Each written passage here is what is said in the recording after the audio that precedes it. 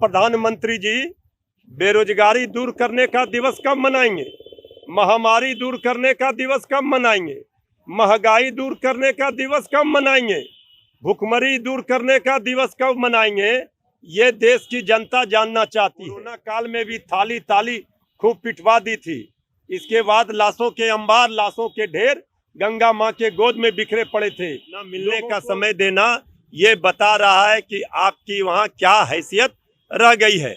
इसलिए अगर नैतिकता बची है तो कुर्सी को लात मारिए, छोड़िए और इस लड़ाई को अंजाम तक पहुंचाइए। प्रधानमंत्री जी, केंद्र की सरकार जो ज्वलंत समस्याएं, जिस समस्याओं से देश की जनता जूझ रही है, जो ज्वलंत समस्याएं हैं, उससे ध्यान भटकाने के लिए ये विभाजन विभीषिका दिवस 14 अगस्त को मनाएगी। आदरणीय प्रधानमंत्री जी बेरोजगारी दूर करने का दिवस कब मनाएंगे? महामारी दूर करने का दिवस कब मनाएंगे? महंगाई दूर करने का दिवस कब मनाएंगे? भुखमरी दूर करने का दिवस कब मनाएंगे? ये देश की जनता जानना चाहती है। देश का नौजवान, देश का किसान, देश का मजदूर, देश का गरीब परेशान। और आदरणीय प्रधानमंत्री जी, इस सवालों के जवाब से बचने के लिए आप ध्यान भटकाना चाहते हैं और विभाजन विभीषिका दिवस 14 अगस्त को मनाने की घोषणा करते हैं।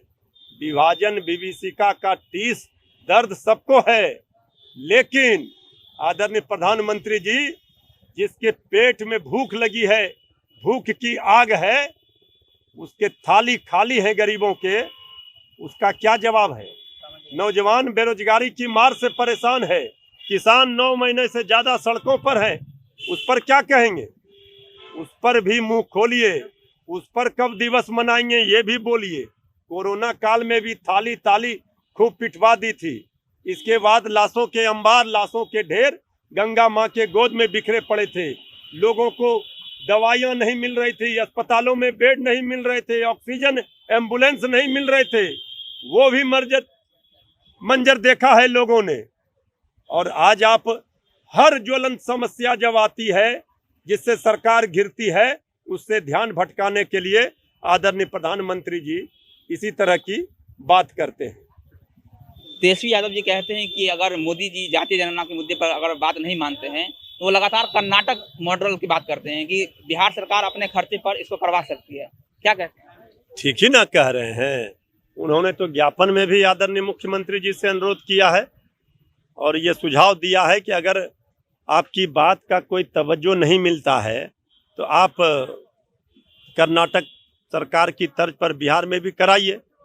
तेजस्वी यादव जी ने तो आदरणीय मुख्यमंत्री जी को कहा आप नेतृत्व कीजिए, और चूंकि विधानमंडल में सर्वसम्मत प्रस्ताव पारित है, इसलिए महागठबंधन के सभी दलों के नेताओं के साथ नेता प्रतिपक्ष श्री तेजस्वी यादव जी ने आदरणीय मुख्यमंत्री जी को ज्ञापन दिया, लेकिन मुख्यमंत्री जी के पत्र का कोई नोटिस ही नहीं ले रही है केंद्र की सरकार। आदरणीय प्रधानमंत्री जी इतने वरिष्ठ नेता हैं, सबसे सीनियर आदरणीय मुख्यमंत्री हमारे हैं, और कोई नोटिस सरकार नहीं ले रही है केंद्र की भाजपा सरकार, आदरणीय प्रधानमंत्री जी। तो ये तो हमारे राज्य के मुख्यमंत्री का अपमान है। इसलिए नेता प्रतिपक्ष ने ये बात पत्र लिख करके कही है।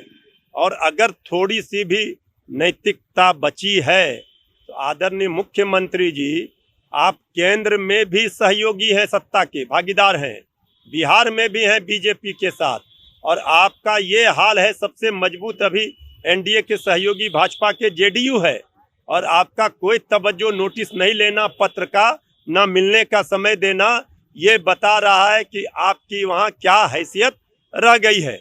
इसलिए अगर नैतिकता बची है तो कुर्सी को लात मारिए, छोड़िए और इस लड़ाई को अंजाम तक पहुँचाइए।